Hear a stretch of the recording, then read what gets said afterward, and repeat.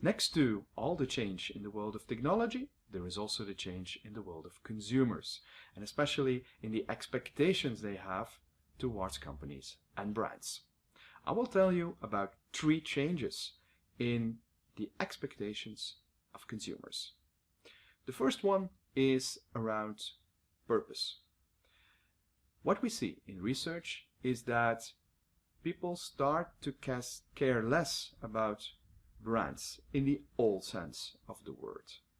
There are studies done, amongst others by Havas Media Group, that clearly show that if a lot of brands tomorrow would disappear, a whole bunch of consumers wouldn't even care. So what's the problem? Well, brands need to be more meaningful towards consumers these days. If we look at a study done by the World Economic Forum, they say that about 2.5 billion people on this planet expect brands to take a stand, to have a higher level meaning in society. But also we see that consumers have more kind of appreciation for brands that can connect with them in an emotional way, that help them to fulfill their dreams. This is what we call making brands meaningful or making brands purpose-driven. So, what is the importance of giving purpose to a brand? Well, like I already said before, it helps consumers to connect on a higher level with your brand, on a more emotional level. Secondly, we also see that consumers are looking for meaning.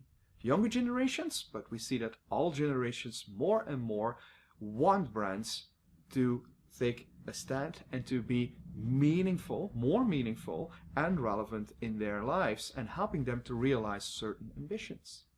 And last but not least, different studies also show, amongst others, the work of Professor Linda Gretton at London Business School show that people nowadays want to work for brands that have meaning, that have a purpose, so that have that meaning and then can connect on an emotional level with consumers. So we not only are attracted as consumers to those brands that are purpose-driven, that are meaningful, that can connect with us on an emotional level, it also tends to help from an employer branding perspective. If you can do this, it has a lot of positive kind of effects on your business. It's not about just connecting with consumers emotionally. It's not about taking a stand in society and trying to do good in this world. It's not only about just trying to help people with realizing their purpose.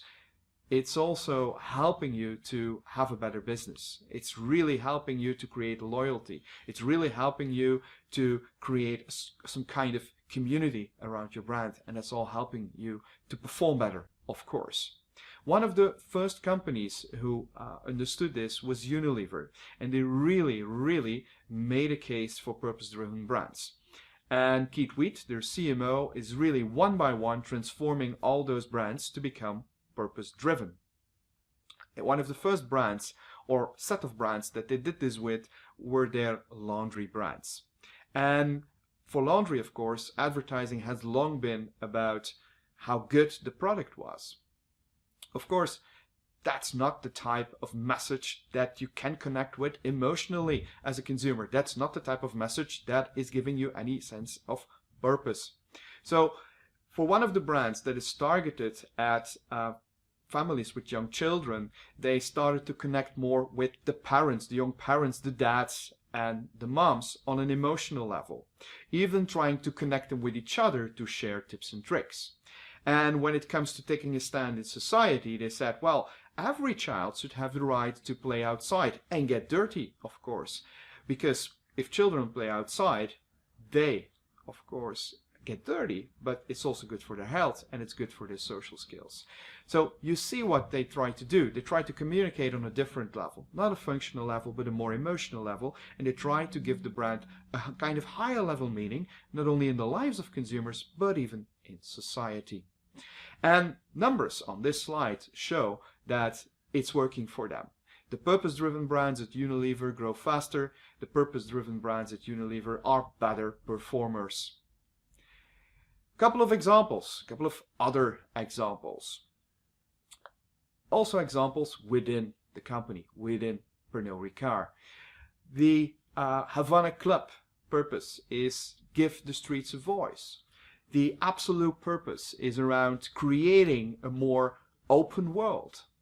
But there are also other examples that I will zoom in on a little bit, like Starbucks, which is all about nurturing the human spirit, and Google, which is organizing the world's information.